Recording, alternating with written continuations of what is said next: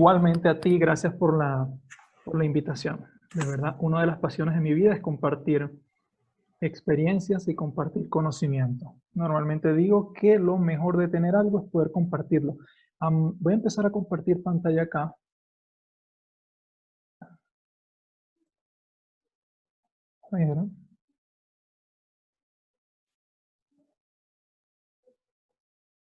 Y me hacen saber si pueden entonces verla sin ningún problema.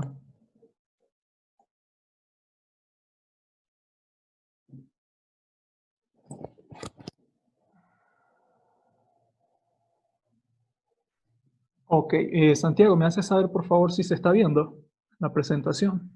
Sí, está perfecto. Está perfecto. Excelente, excelente. Entonces, lo que vamos a hacer hoy, otra pregunta importante, Santiago, ¿con cuánto tiempo contamos? Es hasta las Eh, 4 en punto, ¿verdad? sí, hasta las 4 de la tarde. Sí, sí, sí, con Muy bien. preguntas, participación. Tra- Los muchachos están muy entusiasmados en participar, entonces va a ser una clase muy linda.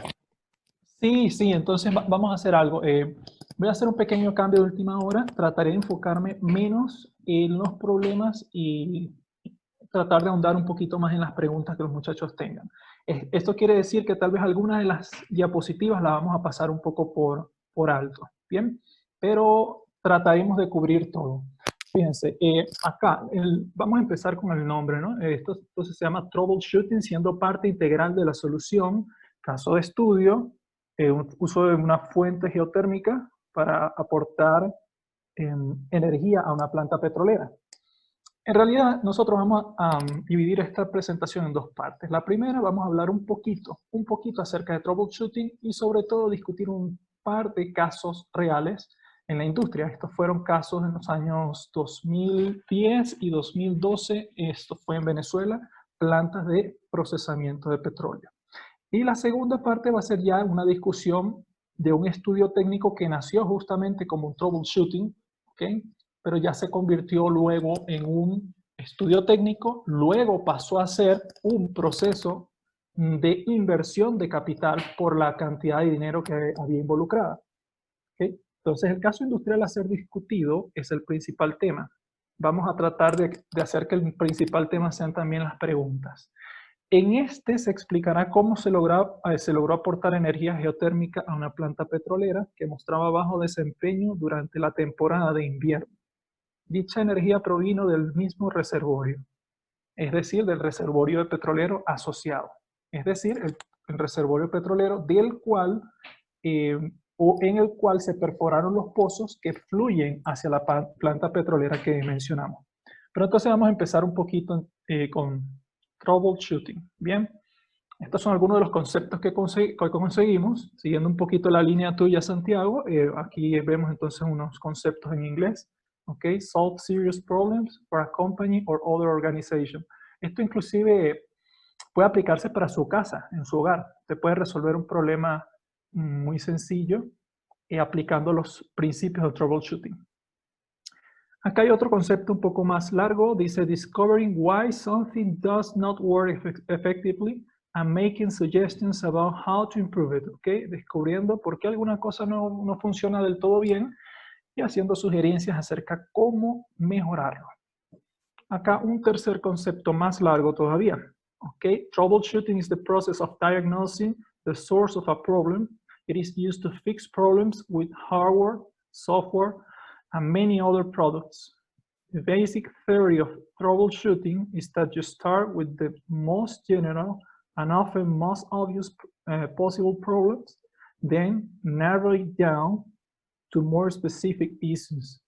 Okay, me voy a enfocar en esta última línea. Usted empieza en lo general. Normalmente aplicamos mucho en el troubleshooting este sistema de pensamiento, de lo general a lo particular, lo cual obviamente requiere que usted tenga un buen conocimiento, en este caso como ingeniero en el área que usted esté, ya sea de los procedimientos administrativos o de los procesos industriales, que es lo que más nos compete el día de hoy. Y esta palabra que es importante, o esta expresión narrow down, ¿okay? Es decir, usted cada vez va enfocando más la lupa, va acercándose más hacia el área posible. Estos son básicos pasos básicos que ustedes consiguen cuando ustedes le preguntan a Wikipedia, a Google, quien sea, en Internet le aparecen estos pasos y me parecieron adecuados. ¿Okay? El primero dice identificar el problema. Segundo, establecer una teoría de causa probable. Esto lo llaman a veces estudio de causa raíz. Tercero, probar esa teoría de causa probable para determinar la verdadera causa. Cuarto, establecer un plan de acción y ejecutarlo. Verificar entonces que el sistema está funcionando completamente y después documentar el proceso. En el área industrial, y esto es un punto un poco complementario para el troubleshooting, ¿okay? ¿Cuáles son los departamentos con los que se relaciona y cómo? ¿Quiénes? Normalmente los ingenieros. Si estamos hablando de plantas industriales, los ingenieros de planta, los ingenieros que están trabajando, digamos, en el área de proyectos y procesos. Ingeniero de procesos o proyectos. Fíjense con quiénes nos relacionamos los ingenieros químicos en el área industrial. Con los operadores, el personal de mantenimiento mecánico y mantenimiento eléctrico normalmente son subdivisiones de un mismo departamento, mantenimiento mecánico y mantenimiento eléctrico, departamento de ingeniería mecánica, que es ya un departamento propiamente de ingenieros, instrumentación y control, ingeniería civil, ingeniería eléctrica, finanzas y estimación de costos, que lo estuvo mencionando el profesor Santiago, y último punto, en el cual hago más o menos bastante énfasis, es, además, y aunque no sea una disciplina, otro aspecto de suma importancia es el referente a los recursos y presupuesto. Esta se refiere a la realidad empresarial en cuanto a recursos humanos, financieros, entre paréntesis, disponibilidad de materiales y espacio, tiempos de procura, etc. Inclusive, en el caso de que usted sea un ingeniero, a veces, un ingeniero de procesos o de proyectos, ya sea en una planta industrial de manufactura o como en esta petroquímico petrolera, a veces debe inclusive tomar en consideración las políticas de la empresa y a veces llegar, cuando hablamos de procura, hasta aspectos de orden legal, como por ejemplo las leyes de contratación y que usted tenga un conocimiento básico o al menos una buena relación con ese departamento de procura para que ellos les hagan entender qué es tan fácil o qué tan difícil, si es que por medio de un proceso de adjudicación directa se puede obtener algún equipo que usted necesita en menos de 1 año y medio, o si es que no existe la posibilidad, que tantos proveedores nacionales, que ese es otro nivel ya, hablo de otro nivel de rapidez cuando usted cuenta con proveedores nacionales, o cuando más bien estamos hablando de que solo esa tecnología está a nivel internacional, en cuyo caso usted tendrá que sumar los tiempos de transporte internacional, aduanas, que normalmente nacionalización, que todo eso es dinero extra y sobre todo tiempo extra. Entonces, solo para darle un pequeño ejemplo de todo lo que puede involucrar el punto 8. De allí que yo digo que es muy importante que el buen ingeniero no solamente se forme a nivel técnico, es decir, del punto 1 al punto 7, o más bien del punto 2 al punto 7, o a nivel operativo, que es el punto 1, sino también a nivel de las habilidades blandas, en este caso el punto 8. ¿Cuáles son las habilidades requeridas de nosotros? Pues como ingenieros, digamos, posibles ingenieros o futuros ingenieros de procesos o ingenieros asociados a plantas. Capacidad de análisis en profundidad, habilidades de comunicación, trabajo en equipo, resiliencia. La resiliencia, pues, es aguantar golpes, sencillamente. Capacidad de realizar multitasking o muchas tareas en paralelo, habilidades de gerencia de personal, decisión y determinación, sin intransigencia, obviamente, ¿no? Es decir, tener nervios de acero, pero saber discutir. Paciencia, balance emocional, manejo de conflictos, capacidad de negociación, habilidades numéricas, entendimiento de finanzas y del negocio en general, es decir, de la empresa en la que usted está, o industria. ¿Y cuáles son los conocimientos requeridos? Operaciones unitarias, transferencia de masa y calor, fenómenos de transporte, dinámico y control de procesos, balance de materia y energía, termodinámica, diseño de plantas, simulación de procesos, química, física, laboratorios asociados, química orgánica, instrumentación, electrónica. Ya el 11 es un poquito opcional, ¿ok? Instrumentación, electrónica, mecánica vectorial, fundamentos de mecánica. El 12 también es un poco opcional, dibujo técnico. Y sobre todas esas materias, diría yo, inteligencia emocional. Muy bien, vamos a ver un caso. Primer caso sencillo y luego vamos a ver un caso intermedio para luego pasar al caso más eh, más complejo, en el cual tal vez saltaremos algunas partes. Estas fueron restricciones hidráulicas en una planta industrial. Eso puede ocurrir en un campo petrolero, como puede ocurrir en cualquier planta en el cual haya flujo por tuberías.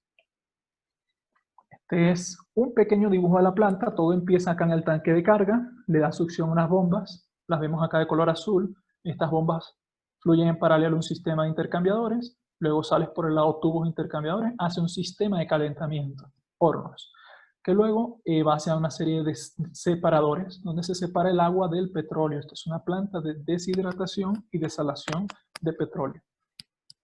Entonces ya sale el producto desalado, pasa por el lado carcasa a los intercambiadores, y el problema en esta planta es que en esta área que les menciono acá, en anaranjado, ¿okay? Habían restricciones hidráulicas. ¿Cómo se llegan a ellas? Haciendo estudios zonificados o estudios por áreas y basados mucho en las normas. Aquí les menciono también una planta número 2 que también, digamos, convergía con esta planta en este punto y entonces generaba ciertas restricciones hidráulicas extras, pero las principales se encontraban acá.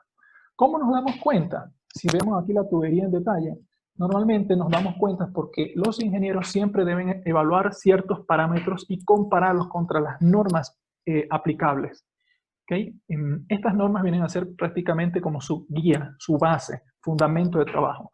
Algunos de los parámetros más importantes, la velocidad de erosión, Erosion Velocity Ratio, o sea, el Erosion Velocity Ratio viene a ser la división entre la velocidad de erosión, y este es un factor importante. El gradiente de presión o el gradiente de caída de presión, delta P por unidad de longitud, que muchas veces se expresa como PSI dividido por cada 100 pies de longitud. A veces eso puede cambiar dependiendo del sistema de unidades. Consideraciones, ¿ok? Debemos considerar las características no solo del equipo que se está evaluando, sino del área de proceso y de la planta industrial. Esto da muchísimo que hablar, pero solo les digo que, por ejemplo, si volvemos aquí atrás, usted no solamente se va a enfocar en esta pequeña sección de tubería, sino que usted también va a ver cómo esto afecta a toda esta zona que sería la salida de intercambiadores, lado carcasa, y después tiene que ver cómo esto afecta a toda la planta. ¿Okay? Puede que usted en su industria, en la empresa donde esté trabajando, tenga otra planta. Imagínese que no es de petróleo, imagínese que es cualquier fluido que fluye por allí, no hay mucho dinero en caja, y usted tiene acá velocidades que se acercan al máximo de la norma, y velocidades y su relación de velocidad de erosión todavía es aceptable, pero está alta. Pero digamos que no es un problema urgente y usted tiene suficiente presión. Estas bombas que están acá están trabajando, supongamos que a un 80% de la máxima presión que ellas pueden dar sin llegar a tener problemas. Usted le dice al gerente de la empresa o al dueño de la empresa, mire, he descubierto un problema acá. Lo primero que él le va a preguntar es qué tan urgente es. Entonces usted le dice, no es urgente, pero es deseable. Entonces, como no hay dinero en la empresa, usted decide no hacerlo este año, sino el año siguiente. Ahora, si usted está en una situación en la cual se le han hecho estudios a esta tubería y se determina que su espesor, ¿okay? El espesor de la tubería se ha visto muy comprometido, digamos que por corrosión, entonces ahí usted ya tiene un problema potencial, potencialmente muy cercano. Y sí, además de eso, al pensar en toda la planta, usted se da cuenta que las bombas que tiene acá ya no están operando al 80, sino a un 93, 95% de su máxima capacidad en términos de presión. Definitivamente aquí hay que hacer algo. Entonces, a eso nos referimos cuando hablamos de considerar las características del equipo, área y de la planta totalmente. Acá leemos, importante debido a que se evalúan las potencialidades o restricciones, tanto presentes como futuras, en casos de cambios previstos. Seguimos. Entonces, para eso usted hace una simulación de cada una de las zonas y va viendo cuáles son o va estudiando los factores que le interesan. En este caso, por ejemplo, esto es un print de pantalla de PipeSync. Y acá estamos viendo, por ejemplo, se señala la velocidad.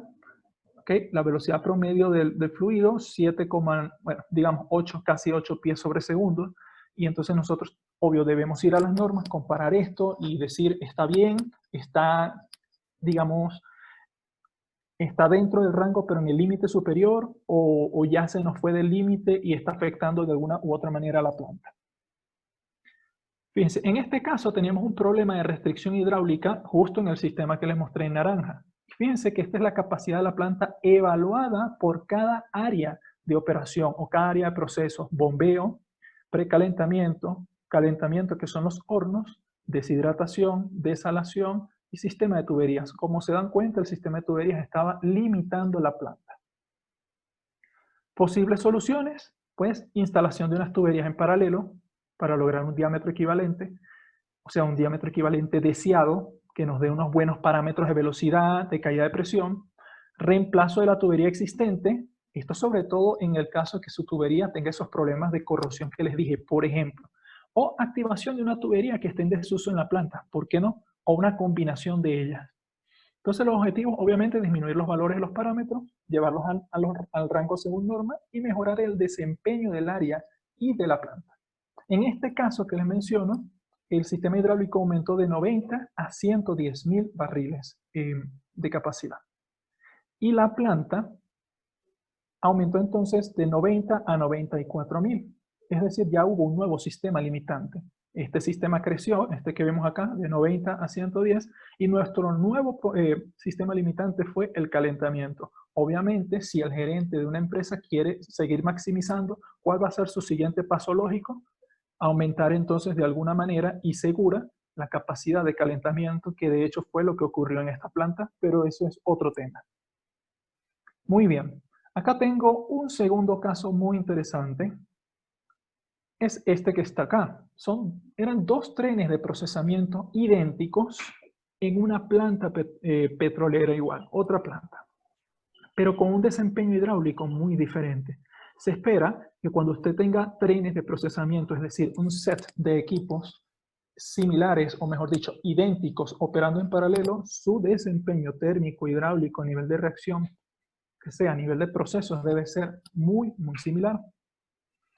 Ocurrió acá que había una diferencia en el desempeño hidráulico, es decir, en el perfil de presión. Y de manera especial, cuando habían condiciones de máxima operación, es decir, máximo caudal, causaba aumento excesivo de presión en estas bombas centrífugas que vemos a la izquierda. ¿Okay? Es decir, parece que había alguna forma de restricción en el sistema que estaba sobreexigiendo las bombas de uno de estos dos trenes. Fíjense el perfil de presión acá según los transmisores o indicadores de presión que teníamos en planta. Este acá no le teníamos, pero acá tenemos 250 hasta llegar a 90. Y al comparar con el otro tren nos dábamos cuenta que, por ejemplo, las bombas alcanzaban 300 psi. ¿Okay? Obvio, aquí entonces surge el ingeniero curioso y dice, debemos hacer o mejorar el barrido de presiones.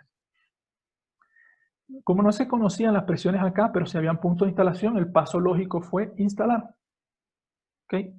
Pero primeramente definir que había un área. Esta área acá era el área posible. Esto es lo que nosotros conocemos como narrow down. ¿Okay? Es decir, nosotros vamos de lo, hacemos un estudio generalizado partiendo de lo general hacia lo específico.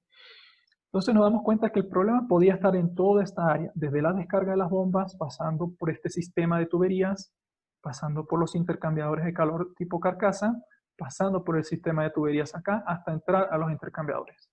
Cuando instalamos los indicadores de presión, nos dimos cuenta que las presiones eran similares, ¿okay? Y entonces el perfil de presión desde este punto hasta este punto, desde la entrada de los primeros intercambiadores a la segunda, era prácticamente el mismo. Era de esperarse. Sin embargo, la gran diferencia se estaba observando en la primera zona, descarga de las bombas hacia entrada de intercambiadores.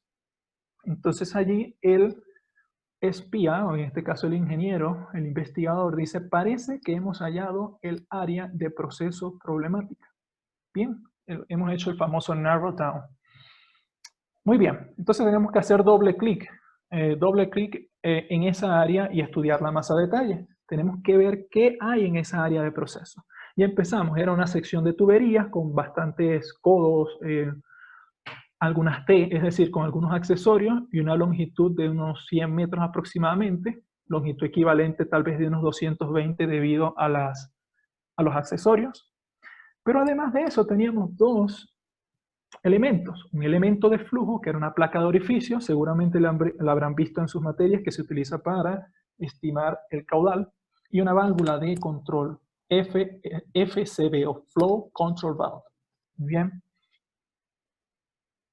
Por aquí les muestro, en este dibujo les muestro un PFD de la planta.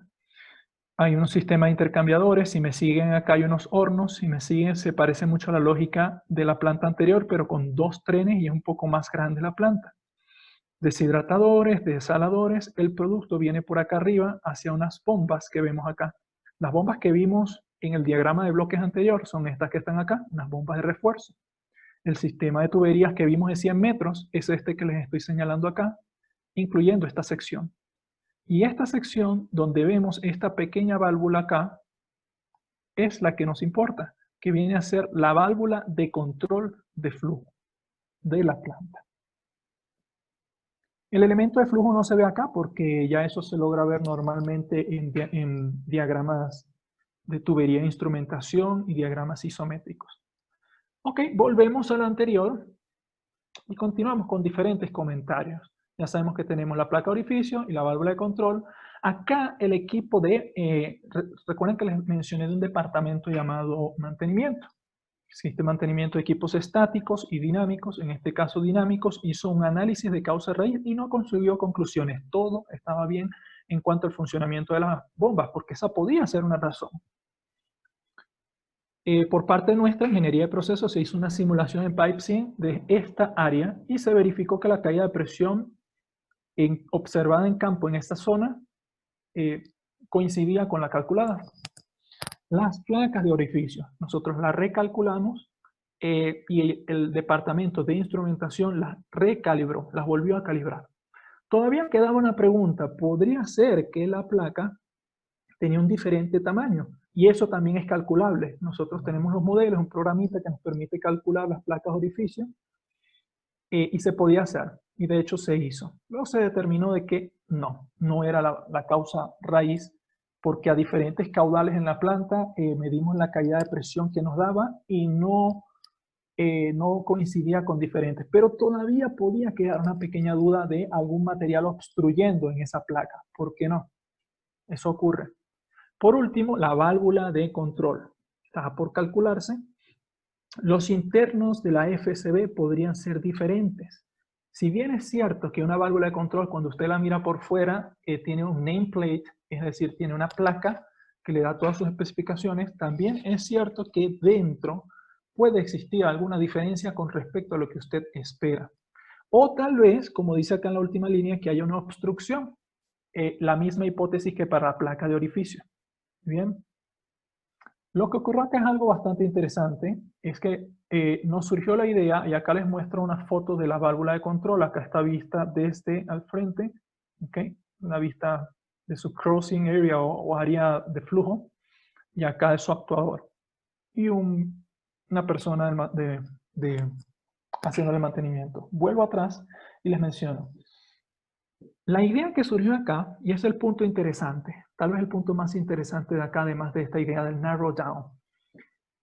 Para el cálculo de la válvula de control FCV, el proveedor, en este caso la empresa se llama Mason Island, nos suministró un software que a nosotros nos permitía simular lo que ocurría en la válvula. Es decir, por ejemplo, no solo en esa válvula, en cualquier otra. Por ejemplo, simular esta válvula que nosotros teníamos de 6 pulgadas y suministrar las condiciones de proceso y obtener la caída de presión. O por el contrario, suministrarle la caída de presión y que ella nos dé entonces otros valores. Lo que quiero decir con esto es que se nos ocurrió una muy buena idea. Dijimos, ¿por qué no utilizamos este software para hacer un análisis de sensibilidad? Seguramente en diseño de planta y en algunas otras materias relacionadas al área industrial han tenido que hacer muchos análisis de sensibilidad. Pero una cosa es realizarlo cuando ya usted sabe que es parte del procedimiento para un examen. Otra muy diferente es saber cuándo aplicarlo en la industria. Y es allí donde un ingeniero se hace fuerte. Muy bien. aquí nos dimos cuenta que una válvula de control, y voy a pasar un poquito hacia adelante, si bien es cierto que el nameplate, es decir, las características que te da la placa exterior deben coincidir con lo que vemos acá adentro, ellas en particular poseen un dispositivo interno que se llama anillo de restricción. ¿Okay? Ese anillo de restricción se instala aquí, en esta hendidura que ven acá, y disminuye el crossing area o el área de flujo.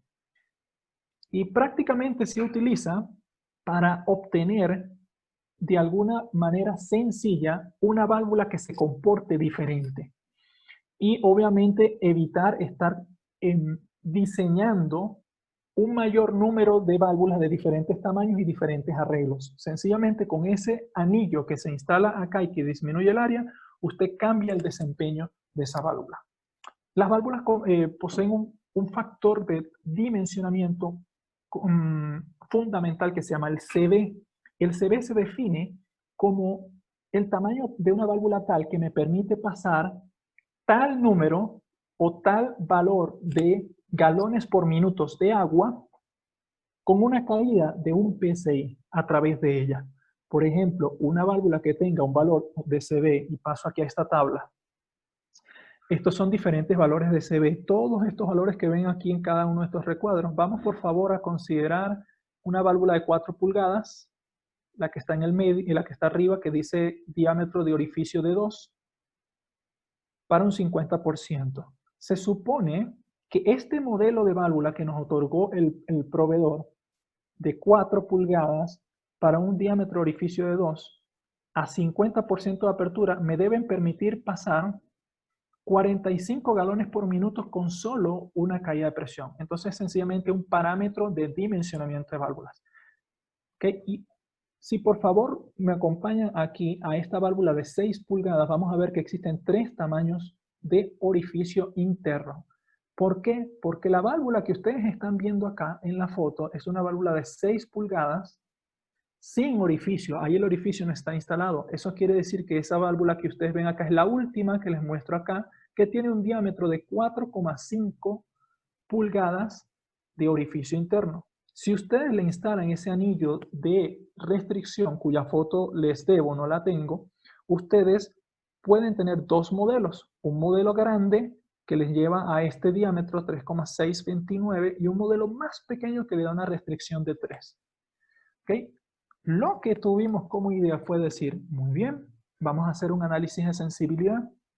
Ya habiendo calculado la caída de presión en todo este arreglo mecánico, es decir, de todo este arreglo de tuberías, ya teniendo una idea clara de cuál es la caída de presión en la placa de orificio, vamos con nuestra primera y más fuerte hipótesis, que es que la válvula o esté obstruida o tenga sencillamente un orificio de restricción instalado que nunca haya sido registrado en el programa de la última parada y arranque de planta, es decir, en los últimos documentos de instalación. Lo que hicimos fue,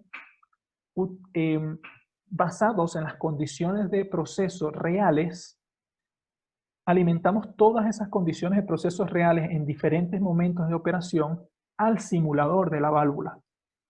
Y entonces empezamos a calcular todo este sistema en PipeSim, en el cual las tuberías, todas estas pequeñas tuberías que eran secciones de apenas 10 metros, 5 metros, todas esas se sumaron a esta sección de 100 metros. La caída de presión para un momento específico se incluyó o se puso como input en el programa PipeSim como un elemento de caída de presión ya conocido, y solamente nos quedaba como incógnita la caída de válvula. Y dijimos, bueno, vamos a calcular las tres posibles válvulas. Calculemos la que teóricamente está instalada, que es sin anillo, calculemos la segunda y calculemos la tercera. Ocurrió algo muy interesante, que cuando hicimos las 3 corridas en PipeSim, nos dimos cuenta que la caída de presión en la simulación era casi exacta a la que había en campo para un anillo de restricción grande, es decir, para un CB intermedio, para esta válvula que vemos acá, que si bien era la misma, físicamente hablando, internamente nos estaba diciendo el sistema que no. y los resultados los hicimos, o mejor dicho, las corridas las hicimos para diferentes momentos de operación, porque bien sabemos que las plantas no son estáticas, son sistemas dinámicos y muchas veces hay aumentos considerables en el flujo. Y entonces para esos aumentos considerables anotamos las presiones en descarga de bomba, caída de presión en la placa de orificio, llegada de intercambiador de calor, simulamos todo y nos dimos cuenta que para muchas condiciones nuestra válvula, según simulación, y toda la caída de presión según simulación coincidían muchísimo y dijimos, esto tiene que ser demasiada coincidencia, así que emitimos un documento en el que se solicitó al departamento mecánico retirar la válvula. Hubo un poco de oposición, finalmente se hizo y sí. Cuando se retiró se descubrió que tenía este anillo de restricción intermedio. Un muy buen ejemplo de troubleshooting que nos dio un buen aumento de presión y que nos permitió entonces operar en ese tren de procesamiento a máxima capacidad cuando antes no se podía. Muy bien, ahora entonces vamos a dedicar la siguiente, digamos, los siguientes 50-55 minutos a hablar de nuestro caso principal de discusión. Uso de una fuente geotérmica para aportar energía a una planta petrolera. Hablamos un poco de ingeniería, o mejor dicho, industria petrolera, someramente.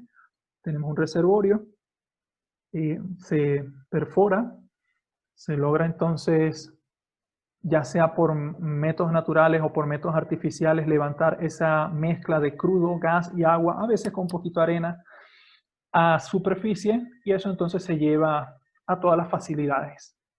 Muy bien. El problema, aquí tenemos un problema con el agua y sus sales. Normalmente cuando se va a exportar el petróleo debemos tener un porcentaje tan bajo como sea posible de agua. Eso genera una sobrepresión muy considerable en equipos de separación líquido-vapor, por ejemplo en torres de absorción y principalmente en torres de destilación. Entonces puede generar problemas de integridad mecánica, hasta se pueden dañar los equipos. Y con las sales sí también tenemos otros problemas de incrustación fuerte y problemas de corrosión en los internos. Aquí vamos a pasar un poco adelante. Este es un esquema muy básico. Tenemos petróleo. A veces se tienen para crudos muy pesados, tienen ciertas cantidades considerables de arena que hay que retirar en separadores de arena de diferentes tipos, pero lo más importante es que acá normalmente se separa el gas, se separa el agua de proceso con las sales asociadas y se obtiene un crudo que normalmente a criterio internacional debe tener menos de 1% de agua y menos de 40 ppb de sal. ppb de sal acá se explica pounds per 1000 barrels, que sería libras. Una libra es 455 gramos casi.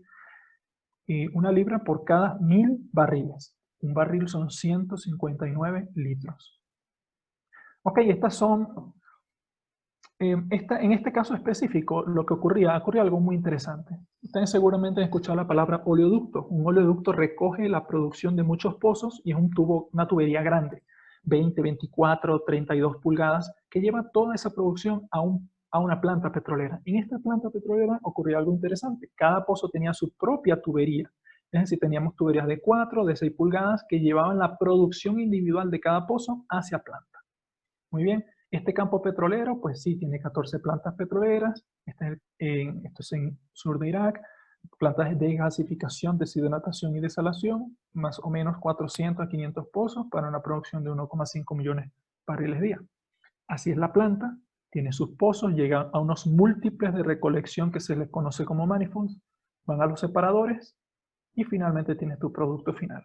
Importante acá mencionar que estas plantas fueron diseñadas e instaladas en los años finales de los años 60 y comienzo de los 70, momentos en los que el crudo era un crudo virgen y no tenía casi agua, no tenía casi sal, y no se requerían equipos de calentamiento. Recuerdo que el calentamiento les permite a ustedes mejorar las propiedades de transporte, en este caso mejorar o disminuir la viscosidad, y cuando disminuyen la viscosidad hacen más fácil la separación del agua. Entonces no había equipos de adición de agua fresca ni tampoco calentamiento. Esto lo vamos a pasar por encima. Acá, algunos de los factores más importantes: la temperatura de proceso, como ya les dije, para lograr buena viscosidad. Inyección de desmulsificante, que es el producto que nos permite separar el agua del crudo más rápidamente. Tiene una parte hidrofílica, otra oleofílica. Se interponen en la interfaz entre los dos y mejora. Tiempo de residencia de los equipos, que depende del caudal, esto es muy importante. Correcto funcionamiento de los lazos de control de nivel y otros lazos de control. Correcto funcionamiento del sistema eléctrico, también es fundamental. Y correcta inyección de agua fresca para desalación, así como una adecuada presión de proceso. Esto es la temperatura ambiente en ese desierto promedio. Fíjense que en invierno, que normalmente es noviembre, diciembre, enero, la temperatura promedio llega a 10, 15, menos de 20 grados. Pero la temperatura promedio alcanza normalmente unos 50 grados con unos topes de 55, 57 grados centígrados en verano. Entonces, ¿qué es lo que pasa? A la planta, al no contar con equipos de calentamiento, se ve a merced de la temperatura del ambiente. Fíjense esta gráfica interesante.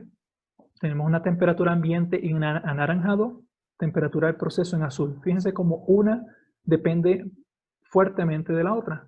Repito, por el hecho de no haber un equipo de calentamiento con su propio lazo de control de temperatura. Esto fue para el año 2017. Pues, y este es el problema principal. Obvio, cuando tenemos una baja temperatura, existe una alta viscosidad. Les repito, el crudo que se procesaba anteriormente, años 70, 80, 90, años hasta el 2010, 11, no solo que era más virgen y tenía menos agua, sino que a partir del año 2010 en este campo petrolero se inició un proceso de expansión, es decir, de aumento considerable de capacidad. Esto quiere decir que mientras más capacidad o más flujo te recibe una planta, el tiempo de residencia en el equipo va a ser menor. Y entonces a las gotas de agua le va a dar menos tiempo de coalescer o juntarse, aumentar su diámetro y entonces asentarse para poder lograr una buena separación. Entonces el problema empeora cuando tiene sus bajas temperaturas en invierno.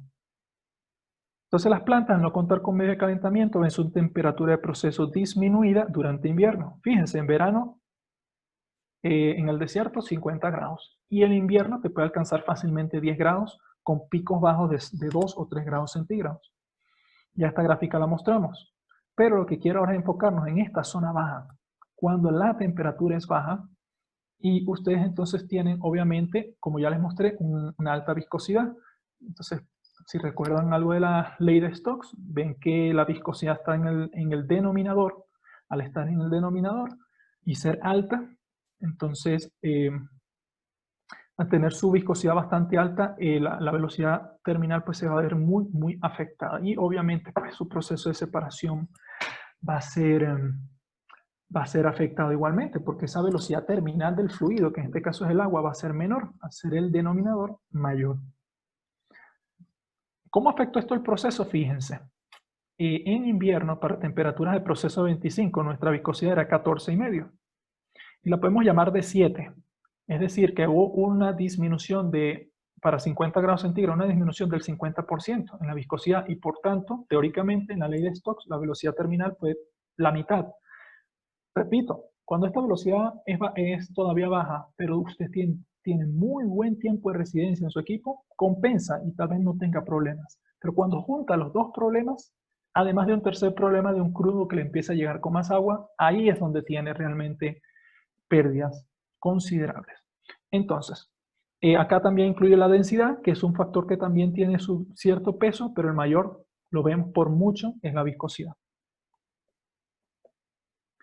Esto es una gráfica anual de qué pasó con la salinidad. Les recordaba que la salinidad tiene una unidad en la industria petrolera que es pounds per 1000 barrels. Normalmente el máximo valor aceptable en nuestras plantas industriales es de 200. Fíjense cómo tuvimos una situación bastante caótica entre noviembre del 2016 y marzo del 2017. Tuvimos unos picos elevadísimos. ¿Qué es lo que pasa? Cuando usted va a exportar petróleo, hay acuerdos internacionales. Si usted no los cumple, usted recibe penalizaciones y esas penalizaciones son monetarias.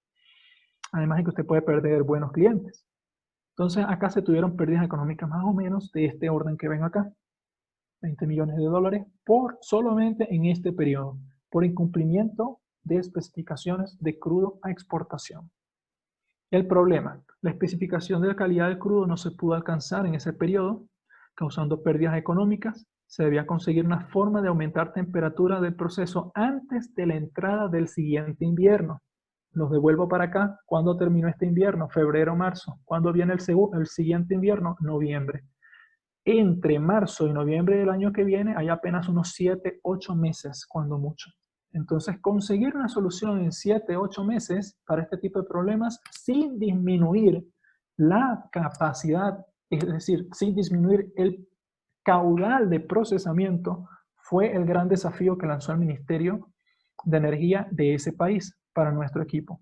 Entonces, acá está una directriz ministerial de no afectar el caudal de producción, implementar una solución de bajo costo y corto tiempo de implementación. En pocas palabras, muy buen problema para buenos ingenieros. Aquí tenemos las típicas opciones de cualquier planta. Usted tiene calentadores eléctricos cuyos tiempos de procura no son tan elevados, por eso pongo medio. Usted puede conseguir en su mercado interno, inclusive en ese país se consiguen calentadores eléctricos. Calentadores indirectos a gas y calentadores a gas, directos a gas, y menciono gas porque el gas sobra en ese campo petrolero, ya son tiempos de implantación altos. Y esta palabra viene del inglés, no existe en español, me disculpan, es aislamiento térmico de tuberías, que en inglés es insulation. Empezamos a considerar esa opción, porque por lo menos dijimos que tenía un tiempo de implantación bajo. Bien. Estas dos ya estaban descartadas de entrada porque un tiempo de procura de más de un año no era factible. Luego teníamos los costos operativos y mantenimiento. Normalmente todos estos equipos es medio y alto. Este es bajo y sin embargo existe porque hay que hacerle sus inspecciones anuales. Caída de presión en proceso. Pues sí, estos equipos me dan medio. Los hornos pueden ser medio y alto, tan altos como 40, 45 PSI. En estos casos normalmente entre 10 o entre 7 y 20 PSI puedes tener, hasta 25. Acá prácticamente no generas caída de presión. Y luego la carga calórica posible, un punto muy importante, es obvio, un calentador eléctrico te puede dar media, te puede dar alta, los calentadores indirectos o directos te pueden dar alta, especialmente los calentadores a fuego directo o los hornos te pueden dar muy alta temperatura. Y acá, pues, es obvio que estábamos dependiendo de la fuente, que era la fuente geotérmica. Pero sabemos que nunca se va a alcanzar una temperatura tan alta como esta. La gran pregunta surgió, ¿será que nosotros instalamos o podemos escoger algunos pozos que sean lo suficientemente calientes, instalarle aislamiento térmico y lograr buena temperatura? ¿Se podrá aportar suficiente energía al proceso por aislamiento térmico? Es decir, el que normalmente me da un horno, sencillamente por instalar ese aislamiento térmico, consideremos algo, y esto nosotros lo tomamos en consideración el primer día. Nuestras tuberías eran o son pues entre 1 a 8 kilómetros de largo, es decir, son tuberías larguísimas. Y en promedio diría que son de, digamos, como de 4 kilómetros de longitud. Entonces, obviamente surgía esa gran duda allí. Pues es una duda que obviamente nuestros principios universitarios y un buen criterio pueden resolver o pueden responder. Aquí están los objetivos. Se debía aumentar la temperatura promedio de proceso en invierno de 25 a valores cercanos a 40 grados centígrados por medio de aislamiento térmico de tuberías de pozos de producción en esa estación, Curinot se llama. Mantener el porcentaje de agua y la salinidad del crudo promedio por debajo de 0,4 y 200 para invierno, de ser posible, en promedio. Número 3, disminuir al mínimo posible el número de días con crudo fuera de especificación. O, de ser posible, a 0, que no tuviésemos ese tipo de días. Y número 4, basado en los datos reales de campo, determinar la carga calórica aportada a la estación debido al aislamiento térmico de las tuberías. El planteamiento metodológico fue este. Calcular la carga calórica requerida en planta durante el invierno.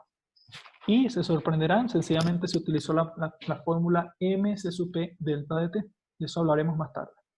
Número 2, definir los pozos candidatos. Esto fue un tema bien interesante, el número 2. Número 3, calcular el ganancial de carga calórica de cada pozo aislado. Este es el corazón de este trabajo. Número 4, calcular el ganancial de carga calórica total en la estación, que es sencillamente la suma de todos los pozos mencionados en el paso 3. Y 5, calcular el ganancial de temperatura global en la estación. El paso 1 fue calcular la carga calórica requerida en una estación durante invierno. ¿Ok?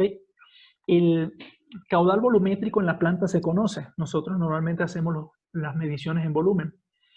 Y se puede conocer fácilmente la densidad promedio del crudo, porque esos datos también los tenemos, y sobre todo cuando ya conocemos cuál es el porcentaje promedio de agua que va a la planta. Usted hace un promedio ponderado entre el agua y la especificación de crudo y obtiene una densidad, y con ese caudal y densidad tiene este dato, masa o flujo másico en la planta. Con el CSUP se hace el mismo procedimiento, un promedio ponderado. Nosotros tenemos valores tabulados, simulador Pro2 y HYSYS también nos suele dar algunos, tomamos un promedio entre los dos. Y luego la temperatura 2 y la temperatura 1. La temperatura 2, y vamos acá abajo, es la temperatura de entrada que nosotros deseamos al proceso de separación. Y la temperatura 1 es la temperatura de entrada actual. ¿Okay? Entonces, yo les mencionaba que se necesitaba alcanzar un valor cercano a 40 grados. Eso es parte de una discusión diferente, porque en nuestro departamento tenemos un subdepartamento que se llama de tratamiento químico. Ellos empezaron a hacer pruebas y determinaron que los demulsificantes tenían todas las marcas comerciales, que eran 3, empezaron a mostrar un desempeño mucho mejor a partir de los 40-42 grados centígrados.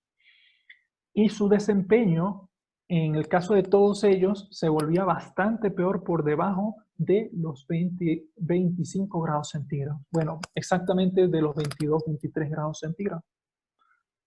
Por eso ya nuestro T2 o temperatura deseada al proceso era 40 grados. Aquí se hicieron los cálculos, el volumétrico, porcentaje de agua, capacidad calorífica del fluido, densidad del fluido, esto ya lo conocemos, la masa por la densidad. Estamos llevando prácticamente el flujo volumétrico de barriles días a libras por hora, es decir, estábamos trabajando en el sistema inglés. La temperatura promedio del deshidratador para días fríos en invierno es 25 y nosotros deseábamos una de 43. Ya les voy a decir por qué incluimos 43 en los cálculos y no 40. La diferencia de temperatura entonces era 43 menos 25, 18 grados centígrados para el sistema inglés, 32,4 Fahrenheit. La temperatura mínima requerida basada en estudios de desempeño de emulsificante y análisis de tendencias históricas, como les expliqué. Esta temperatura estaba asociada al desempeño de los demulsificantes. Cuando hicimos este cálculo de M, S sub P, delta de T, nos dio 41 millones prácticamente. 41 millones de BTU horas teníamos que añadir al proceso.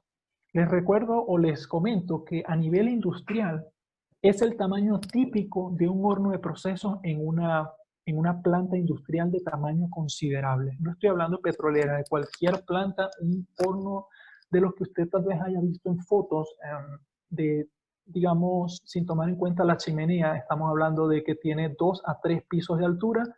Sin la chimenea daría unos 3 pisos más y unos 7 a 10 metros de longitud. Ok, acá se menciona algo importante. Nosotros hicimos un pequeño estudio térmico, o sea, un estudio de transferencia de calor y logramos determinar al montar esta imagen que ven acá, esto fue todo otra parte de otro estudio técnico que se hizo bien grande, pero que dio como resultado una simulación que nos permitió simular toda el área de múltiple de recibo, que es una red bastante complicada en esa planta. Y nos permitió entonces estimar cuál era la caída de temperatura entre esa área de múltiples de recepción o manifold, que es esta que mostramos acá en simulación, hasta el proceso de deshidratación. Más o menos fue una caída de 3 grados centígrados la que se estimó allí. Por eso, para lograr nuestros 40 grados, teníamos como objetivo lograr 43 grados a la llegada de los pozos a los múltiples. Estos fueron los pasos para definir los pozos candidatos. Obviamente, un pozo con alta temperatura es un buen pozo. y nos dimos cuenta que el promedio de temperatura en nuestra planta era de 65 grados. Eso era una muy buena noticia, porque hay reservorios petroleros que cuando llegan a superficies no le dan más de 40 grados a usted. Entonces, si sus pozos ya tienen normalmente 40 grados, usted sencillamente tiene que descartar esa opción y pensar en alguna otra. Número 2. Obviamente que íbamos a buscar pozos que tengan un alto caudal de crudo y también un alto porcentaje de agua, porque bien sabemos que el CSUP o capacidad calorífica del agua es bastante elevada. En particular es prácticamente el doble del porcentaje del valor que tiene el crudo. Entonces transfiere todo el calor que usted le salva al agua en el proceso, se la transfiere entonces al proceso y es positivo para usted.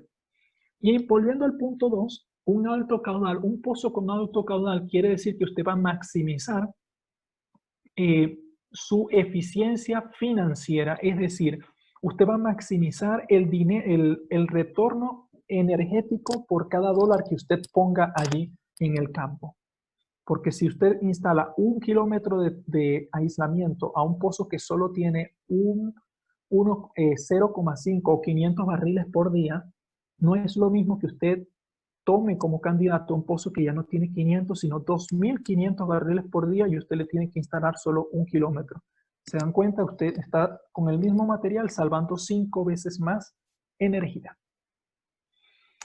Nosotros hicimos una metodología en la cual ponderamos, o hicimos una matriz ponderada en la cual determinamos cuáles eran los factores que más nos interesaban a la hora de evaluar. Es como cuando usted está presentando un examen y está del otro lado el profesor Santiago evaluando o determinando cuánto puntaje le va a poner a cada pregunta. ¿Okay? Vamos a empezar por acá con el valor que está en rojo. El flujo total le pusimos un 20%. Porcentaje de agua un 5%. A la temperatura del cabezal del pozo, es decir, del fluido, le pusimos un 15%. A la geometría de la tubería, es decir, qué tan largo es y qué tan grande es su diámetro, le pusimos 10%. Y se dan cuenta que el 50% solo reposa en otros dos variables. Una es el historial del pozo y otra es el potencial de rehabilitación. En nuestro equipo de trabajo he impartido una manera de asumir o de concebir la ingeniería que se parezca mucho a la humanidad. Es como cuando el profesor mencionaba ahorita en sus 15 minutos de clase que pensáramos en un cuerpo humano cuando estaba ingiriendo alimentos. Nosotros hacemos algo muy parecido en nuestro equipo de trabajo, en el cual cada vez que analizamos una planta industrial, pensamos en un equipo de trabajo, pensamos en cada equipo como una persona. Es decir, desde el punto de vista de sus potencialidades y sus limitaciones. Si un equipo tiene limitaciones hidráulicas, usted ya sabe que debe entonces instalar, por ejemplo, una FCB pequeña para evitar que demasiado flujo vaya a ese equipo y usted pueda aumentar mucho la velocidad, alcanzar velocidad de erosión y con los pocos meses o pocos años causar una falla y una parada de emergencia por una rotura del equipo por alta velocidad, sobre todo si este fluido que usted está procesando tiene muchos sólidos y esos sólidos tienen un carácter abrasivo, ¿ok? Entonces, cuando hablamos nosotros del historial del pozo, establecemos un método de trabajo un tanto pueril, podría considerarse casi infantil, pero que fue muy efectivo. A cada pozo lo tratamos como que si fuese un potencial de una empresa. Y les resumo de esta manera. Imagínense un pozo que tenga mucho flujo, mucho porcentaje de agua, muy buena temperatura, pero que la mayoría del tiempo, con una buena geometría, pero que a cada cambio que haya a nivel de la superficie en términos de presión, el pobre pozo por X o por Y se le hace imposible seguir fluyendo y ese pozo no tiene consistencia. Entonces nosotros llamamos a esos unos pozos rebeldes o pozos inconsistentes, que a pesar de que nos fueran a dar mucho flujo, pasaban más tiempo apagados o más tiempo improductivos que tiempo realmente produciendo. Entonces este factor para nosotros fue un factor en muchos casos excluyente. El potencial de rehabilitación lo vamos a hablar un poquito más adelante. Fíjense, aquí venía a nuestro diagrama de decisión básico. Si tenía un alto caudal, muy bien, pasemos. Tiene alta temperatura, pasemos. Tiene un cierto porcentaje de agua, como vimos solo era un 5%, porque no era totalmente necesario, pero era deseable, pasemos. Las tuberías, ¿qué tan larga es? Porque tampoco queremos gastar demasiado dinero. ¿Y qué tanto diámetro tiene? Ambos factores unidos, ya sabemos, por pi por diámetro por longitud, nos dan entonces toda esa área a instalar. Y por último, lo que mostramos acá, el historial, y los ponemos en rojo por una razón, porque podía ser un factor excluyente. ¿De qué se trata el historial? ¿Cómo ha variado ese pozo en el tiempo? Entonces, nuestro equipo de trabajo decíamos, nosotros tenemos una empresa, queremos contratar pozos y necesitamos pozos o trabajadores, en este caso, que sean consistentes, que continuamente se transformen en un equivalente a un quemador o a una hornilla como en nuestra cocina, que cuando necesitemos cocinar, él se encienda. Porque de nada nos vale instalar o invertir en un pozo que pase el 50 o el 60% de su tiempo apagado. Es como tener un horno y tenerlo taponado. Entonces, el historial tenía que ver con la variación del caudal en el tiempo. ¿El caudal de ese pozo venía disminuyendo muy fuertemente o no? Variación en el contenido de agua. ¿Será que ese pozo, su contenido de agua venía aumentando demasiado? Que tampoco es bueno, porque eso quiere decir que el pozo pronto va a morir. Estabilidad del pozo. El pozo es realmente estable ante cambios fuertes en las condiciones de proceso de la planta. El potencial de rehabilitación del pozo y el potencial de aumento de producción. Vamos a hablar un poquito de rehabilitación en la próxima. Acá les voy a dar un ejemplo básico. Este es un pozo que es bastante consistente. Si ustedes se dan cuenta, de noviembre, pasamos a otro noviembre, tenemos 2 años y medio evaluados acá. Entonces, en este caso en particular, tenemos una planta, disculpa, tenemos un pozo que es muy consistente, casi nunca ha estado fuera de servicio, casi siempre ha estado produciendo. Sin embargo, su producción va disminuyendo, y esto de forma gradual y sostenida, y su porcentaje de agua viene aumentando. ¿Okay? Entonces, establecimos un sistema de puntajes del 1 al 4, donde 1 era el mejor, 4 era el peor. Este tipo de pozos podía entrar tal vez a ser un 2, porque era muy consistente, pero su caudal venía disminuyendo. Estos pozos ya eran pozos del 1 al 4, eran 3 o peores, porque pasaban buena parte de su tiempo fuera de servicio. Es decir, una vez que ellos cesaban o dejaban de producir, costaba muchísimo establecer planes de rehabilitación o trabajos de pozos que les permitieran a ellos volver a producir. Y fíjense, este en particular arriba, este valor en verde es la producción de petróleo. Y esta línea azul, creo que debe haber empezado por allí, pero en fin, esta línea azul es el porcentaje de agua. Fíjense, este pozo venía produciendo más. Y también ahora, después que lo intervinieron y lo lograron finalmente, luego de 1, 2, 3, 4, 5, 6 meses, volverlo a poner en línea, vino con menor potencial y con mucha más agua. Este pozo pareciera tener sus meses o sus años contados. No es buen candidato. Y este que está acá, ni que decir, no hay que mencionar mucho. El plan de rehabilitación de un pozo. Cuando un pozo tenía mal historial, pero tenía un buen plan de rehabilitación y el departamento de subsuelo, que son los expertos, nos los hacían saber, había futuro para ese pozo. Pero como se estaba invirtiendo mucho dinero, se estableció una estrategia. Vamos a hacerlo en 2 fases. Una primera fase, aquellos pozos que al día de hoy son buenos candidatos. Y una segunda fase, aquellos pozos que, según subsuelo, serán buenos candidatos. ¿Okay? Es nuestra empresa, nosotros decidimos. Entonces, aquellos que no tienen buenos planes de rehabilitación sencillamente son descartados. ¿A qué llamamos un plan de rehabilitación? Es cuando un yacimiento o cierta capa de alto o de profundidad ha perdido potencial, pero el departamento de subsuelo, según sus estudios sus registros eléctricos del yacimiento, ellos saben que luego tienen una capa subsecuente, una capa superior que sigue teniendo bastante potencial, y ellos pueden prácticamente olvidarse o condenar la capa inferior de producción y empezar a producir desde la siguiente superior, ¿okay? Y cuando ellos determinan que lo pueden hacer a un buen caudal y por un buen tiempo, eso se transforma en un plan de rehabilitación. Ellos hacen diferentes trabajos en el pozo, hacen reperforaciones, hacen limpiezas con ácido, hacen diferentes tipos de trabajos con los que logran disminuir el porcentaje de agua y aumentar el caudal de producción y aumentar el tiempo de vida de ese pozo.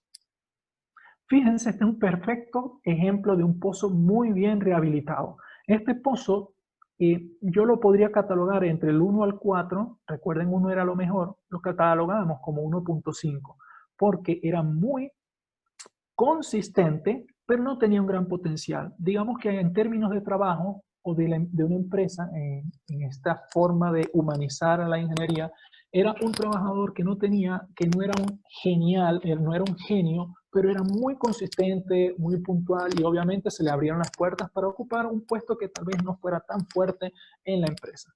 Sin embargo, bueno, ocurrió un milagro y este hombre o esta mujer pues se transformó en el mejor de todos. Pues. En fin, hubo un plan de rehabilitación que ocurrió en 2 etapas y las 2 etapas las vemos acá y vemos como su porcentaje de agua que ya venía en aumento disminuyó fuertemente. Aquí lo que hicieron se fueron de una capa inferior a una capa superior donde el agua no había migrado todavía. ¿Okay? Y se aumentó de una manera tremenda su producción. Si se dan cuenta, este valor acá en la izquierda les da el valor mágico. ¿Okay? 13.2 MBOD significa miles de barriles de oil, de crudo por día. Este es uno de los pozos más grandes que yo he visto en toda mi vida, que les da 13.000 barriles por día. Ok. Habiendo definido, vamos a hacer un pequeño resumen. Definimos cuál era la carga calórica, 41 millones. Definimos que sí habían pozos con buena temperatura, 65 grados en promedio. Obviamente había unos en 70, 75. Y definimos por medio de esta metodología cuáles eran los mejores pozos. ¿Ok? Pozos con alto caudal, de ser posible con algo de agua, pozos con buena temperatura de fluido, pozos que tuviesen una buena geometría de tubería, es decir, cuyas tuberías no fueran demasiado largas ni de demasiado diámetro para no estar gastando demasiado dinero. Paso número 3.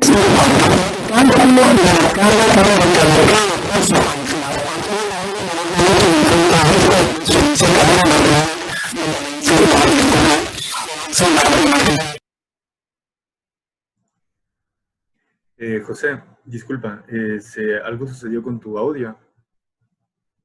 Entonces no sé qué pasó, déjame. ¿Ahora sí me escuchas? ¿Me Sí, escuchas? ahí se está bien. Listo. Algo habré oprimido o algo en el sistema. ¿Por cuánto tiempo estuve sin escucharme? Un ratito, un par de segundos. Muy bien. Seguimos entonces. Les comento el paso 3 y... Sí se escucha bien entonces, ¿verdad? Sí, ahorita está perfecto. Muy bien. El paso 3 y 4 fue el cálculo y es lo más bonito, lo que mencionaban, ya fue la propia aplicación de nuestros principios aprendidos prácticamente desde el primer hasta el último semestre de la carrera. Explicamos un poco de termodinámica, balance de materia y energía, transferencia de calor y fenómenos de transporte. Todas esas materias juntas. Entonces, utilizamos la misma ecuación, pero ahora para calcular cuánto calor nos iba a otorgar al sistema cada uno de estos pozos cuando comparamos la temperatura aislada, que sería el T2, menos la temperatura de llegada de ese pozo actual. Es decir, cómo iba a llegar ese pozo en el futuro aislado y cómo estaba llegando actualmente en invierno sin aislamiento. Eso se le llama tubería desnuda o bare tube. O bare pipeline. A ver. Ok, aquí de temperatura llegada con aislamiento, temperatura llegada con tubería desnuda. Y esto teóricamente nos iba a dar un delta de temperatura. Ese delta de temperatura con el flujo másico y el CSUP ponderado promedio nos iba a dar un término de calor, carga calórica, que en sistema inglés iba a ser en BTU por hora. Lo bonito de acá es que utilizamos una ley que fue publicada hace exactamente hace casi 200 años fue publicada que es la ley de Fourier para flujo de cilindros, que la vemos mucho en transferencia de calor, y algunos dirán, oye, pero ¿por qué algo tan viejo? Porque es exacto. Y en muchos casos hay en los que, y es una recomendación particular que les doy, nunca se fíen 100% solamente de los simuladores, nunca se fíen 100% solamente de los cálculos manuales o métodos ya probados como este. Siempre es bueno utilizar las herramientas y saber desde dónde hasta dónde una herramienta puede ser usada y si pueden ser usadas en paralelo o pueden ser usadas en serie. Es decir, si el resultado que usted, un método de cálculo, le da, puede ser usado como el input o valor de entrada de otro método. Lo que se hizo acá fue, se calculó siguiendo esta ley, se calculó la temperatura de llegada para tubería desnuda y para tubería aislada, y esto se hizo para obtener el valor de coeficiente global de transferencia U. ¿Okay? ¿Qué tanto? Y la pregunta era, ¿qué tanto aumenta la resistencia térmica al incluir un aislante térmico convencional? Recuerden que esta ley está basada en la suma de resistencias de cada uno de los materiales que se deben atravesar, incluyendo obviamente el coeficiente de convección interna, que es el petróleo, y el externo, que en este caso es el viento, que sopla bastante, por cierto, en esa área de trabajo. Al tener nosotros ese valor de coeficiente global, ahora sí utilizamos el programa PipeSim, utilizando todas las variables reales de campo, junto con una variable térmica que es el coeficiente global. ¿Qué es lo que pasa? Este simulador es un simulador hidráulico. Le da a usted por defecto un valor de U.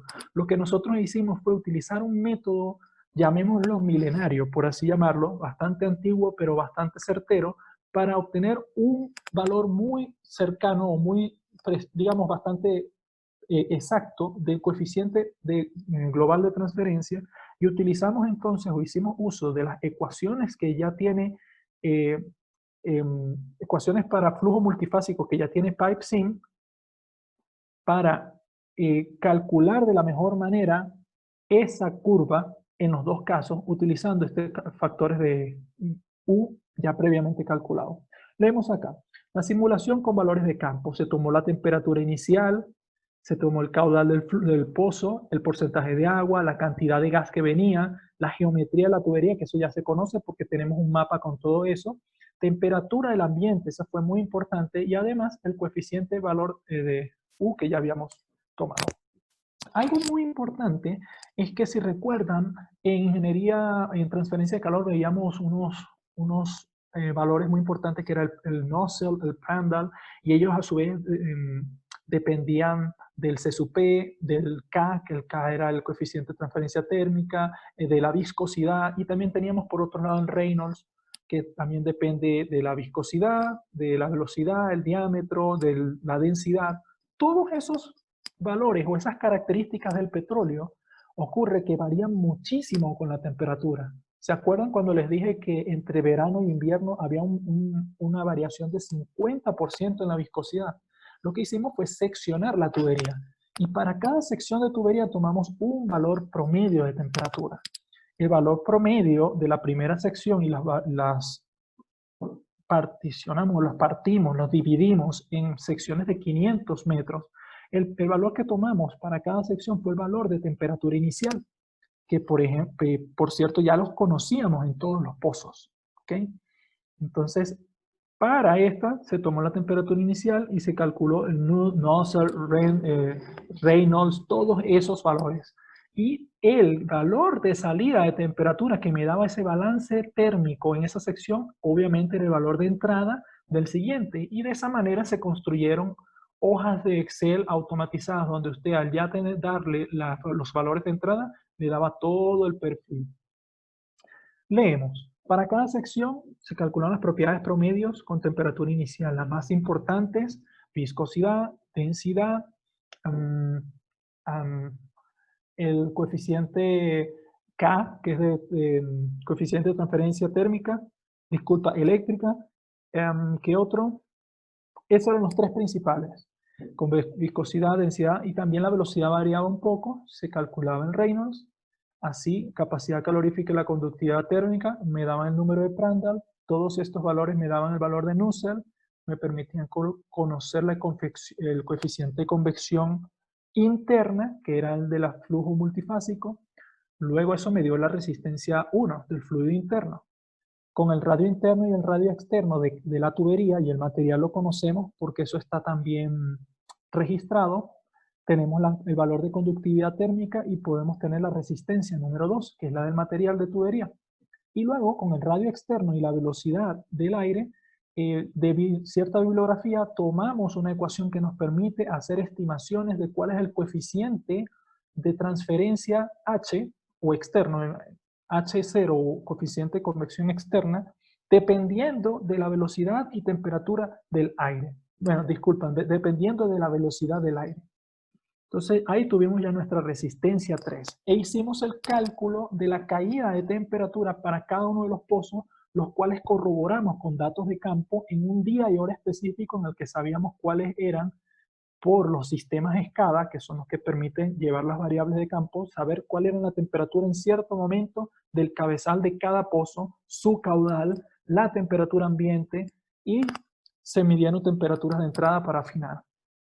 Acá se muestra un poquito en detalle lo que les estaba hablando, convección interna, los materiales, en este caso de una sola tubería, o sea, un solo material, una tubería, y el coeficiente externo. Entonces así se calculó la carga calórica aportada por cada pozo al aislarse térmicamente. Un pozo 1 nos iba a dar tanto valor, pozo 2 tanto valor, hasta finalmente alcanzar un valor total de millones de BTU, que teníamos que comparar con el 40 millones. Recuerdan, ese era el valor mágico, 41 millones era lo que nosotros necesitábamos. Creo que si le doy acá, exacto, este era nuestro valor. Entonces, la sumatoria de la carga calórica o calor salvado de todos los pozos define el total del fluido en la estación, el total que el fluido en la estación recibiría. La gran pregunta, ¿ese calor aportado podía ser mayor al requerido? ¿Realmente podíamos llegar a 41 millones? ¿Y qué tanto tendríamos nosotros que invertir? Era la otra pregunta. Este fue el método. Vamos a enfocarnos en el camino superior acá. Cálculos manuales por ley de Fourier me permitieron obtener el valor de U. Por cierto, había un valor de U para cada sección. El simulador PipeSim, con ese valor de U y con todos los datos reales de campo, me permitían obtener la temperatura de llegada de la tubería desnuda, que se comparó con la real de campo. Luego vamos al camino de abajo, por favor. Hicimos lo mismo, pero ahora con la tubería aislada, y calculamos el valor de U para la tubería aislada. Con ese ganancial de temperatura, que es la diferencia entre temperatura final 2 y temperatura final 1, obtuvimos con ms sub p delta de T la carga calórica en millones de BTU por cada pozo. La carga calórica total y temperatura final en la estación se hicieron por cálculos manuales, pero también se hizo con un sistema que se hizo con HYSYS, que nos permitía hacer cambios más rápidos. Pero los dos cálculos se hicieron en paralelo. Alguien preguntará por qué, porque había mucho dinero ahí de por medio. Queríamos evitar errores. Paso número 5. Cálculo del ganancial global de temperatura en la estación. La carga calórica del total de todos los pozos, que viene por esta ecuación, ¿okay?, me iba a permitir irme a esta ecuación de vuelta, pero en términos de toda la planta. Iba a entonces ahora utilizar aquí el flujo másico de toda la planta, el C sub P promedio de toda la planta, la temperatura 1, que es la temperatura actual de proceso en invierno, que era 25, y la temperatura deseada, que era el T2. Despejábamos la temperatura total deseada y lo que hicimos con este valor de calor en millones de BTU hora es que fuimos añadiendo pozos hasta que finalmente alcanzamos ese requerimiento. Aquí les resumo lo que ocurrió. Ley de Fourier, y creo que se va a ver aún mejor a nivel gráfico lo que ocurrió. Calculamos Reynolds, Prandtl, Nusselt, coeficiente de convección y el calor para cada pozo. Se obtuvo entonces el coeficiente de transferencia global y para cada secciones donde habían propiedades se calculó en una hoja de Excel, teóricamente, cómo iba a ser, y esto es un caso real, un pozo que tenía 75 grados centígrados, bajaba su temperatura hasta 30 al llegar a planta, cuando la temperatura del ambiente era de 10 grados. Ese fue nuestro criterio, 10 grados. Y fíjense cómo esta línea roja, que es el valor o es la tendencia para tubería aislada, nos dio apenas 70 grados. Fíjense este ganancial, 40 grados centígrados. ¿Ok?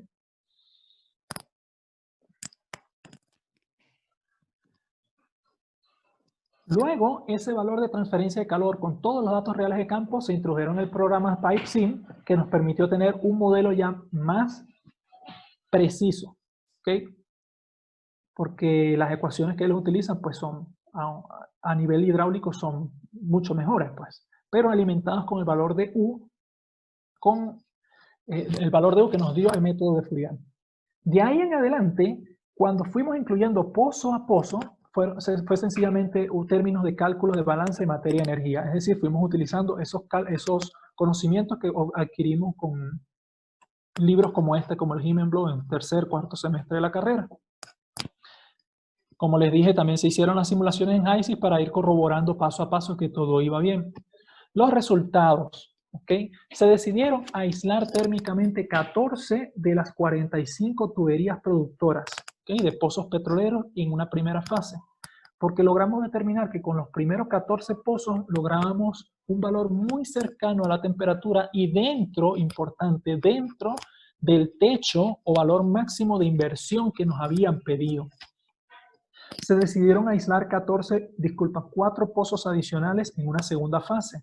Recordarán que estos pozos adicionales eran los que inicialmente no estaban produciendo muchos, pero tenían planes de rehabilitación.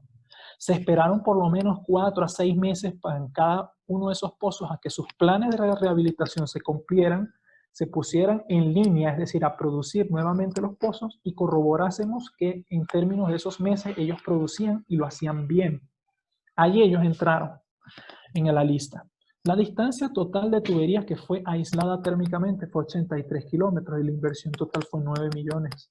Sí, claro, cualquiera puede decir que es bastante dinero, pero si consideran que solamente en el último año se habían perdido 20 millones y que en el año siguiente, si queríamos mantener las condiciones de operación, seguro íbamos a perder 20 millones más, pues ya se dan cuenta que era una inversión de 9 millones para evitar pérdidas de 20 millones al año siguiente o quizás mayores. Y no solo estamos hablando de un año, recuerden que una planta opera durante muchos años. Entonces depende del número de años de beneficio o si usted hace lo que se conoce como un análisis de riesgo, costo, riesgo, beneficio, depende del número de años, usted le verá un valor de tasa interna de retorno o un valor de ganancia a este proyecto. Pero ya en la base de un solo año se estaba más que duplicando el ganancial. Y en este caso, no el ganancial, sino el hecho de evitar las pérdidas, que es la base o el fundamento de los estudios de costo, riesgo, beneficio. Muy bien, aquí tenemos al amigo Michael preguntándonos cómo terminó esa película. Bien, fíjense, en una gráfica lo explicamos, estos son nuestros registros diarios de temperatura ambiente, que es el valor, es la línea negra, la temperatura ambiente, y vemos la temperatura del proceso de 2 trenes de procesamiento, uno en azul y el otro en naranja. Vamos a concentrarnos en el naranja. El naranja nos mostraba un valor 28% de temperatura en promedio antes de la instalación del proyecto o la implantación y 40 grados centígrados justamente después de la instalación para ese tren. Se dan cuenta cómo los 2 trenes prácticamente seguían al proceso o la temperatura del ambiente, la temperatura del proceso siguiendo la del ambiente. Sin embargo, en este tiempo que estuvo acá, estos meses siguientes, se completó la instalación de los aislantes térmicos y se pudo corroborar cómo al siguiente invierno, una vez que la temperatura cayó a los 20 grados que se esperaban, en promedio, la temperatura del proceso se mantuvo casi constante. Se dan cuenta que apenas en los valores naranjas hubo una pequeña variación y en los valores azules, que es otro tren de procesamiento, también se ven valores bastante constantes.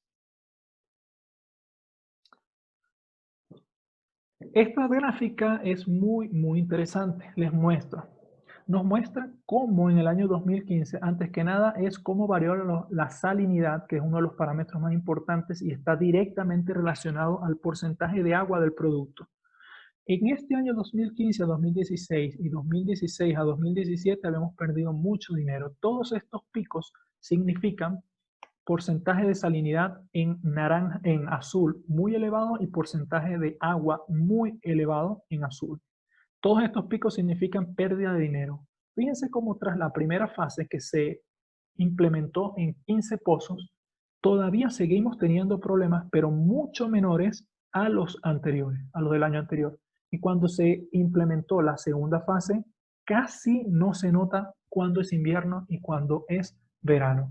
Entonces, en este caso, lo que nosotros pudimos fue demostrar que sí, podemos utilizar una forma de fuente geotérmica o energía geotérmica que viene del mismo reservorio, del mismo yacimiento, para mantener tan constante como fuese posible la temperatura en los trenes. Otra cosa muy interesante es que el arreglo de manifolds o de los múltiples de recepción les permitía a usted enviar los pozos hacia un tren de procesamiento u otro, de manera tal que si usted necesitaba más temperatura en un tren de procesamiento, usted sencillamente utilizaba los pozos indirectamente como si fueran quemadores de un horno o hornillas de una cocina. Usted enviaba el pozo caliente hacia donde usted lo necesitaba y así se ha operado desde ese entonces.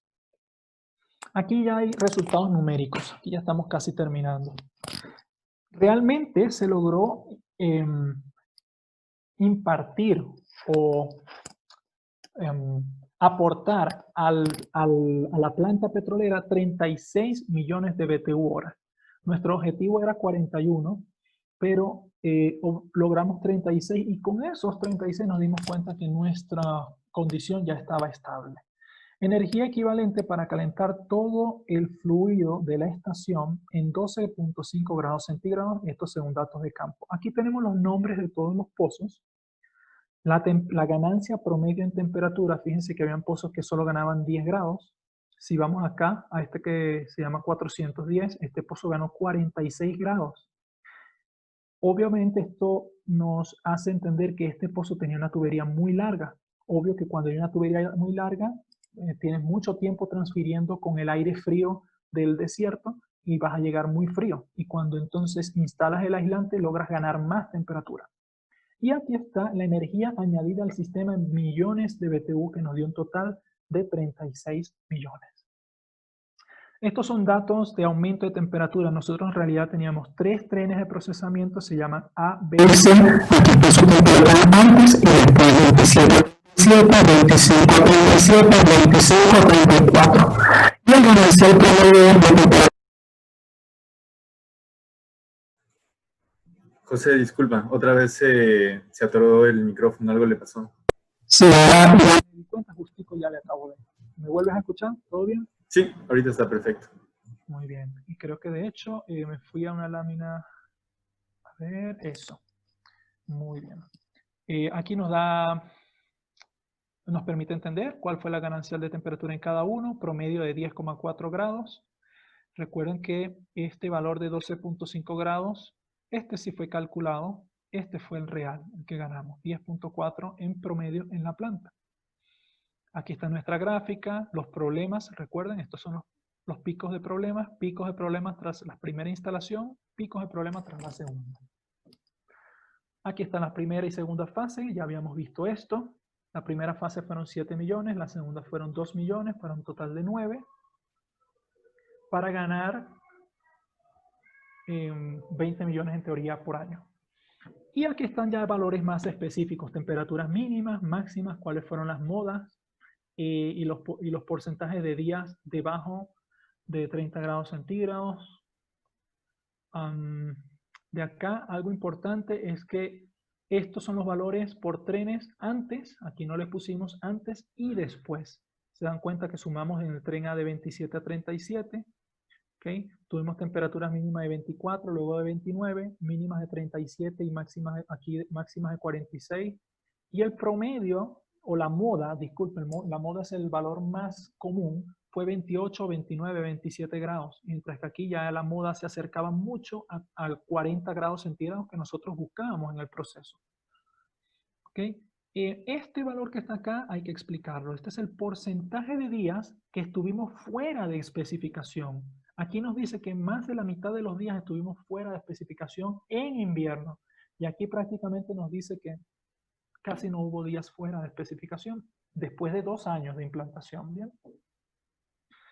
Aquí hay otros valores, no nos vamos a adentrar demasiado, solo vamos a hablar de este valorcito que está acá.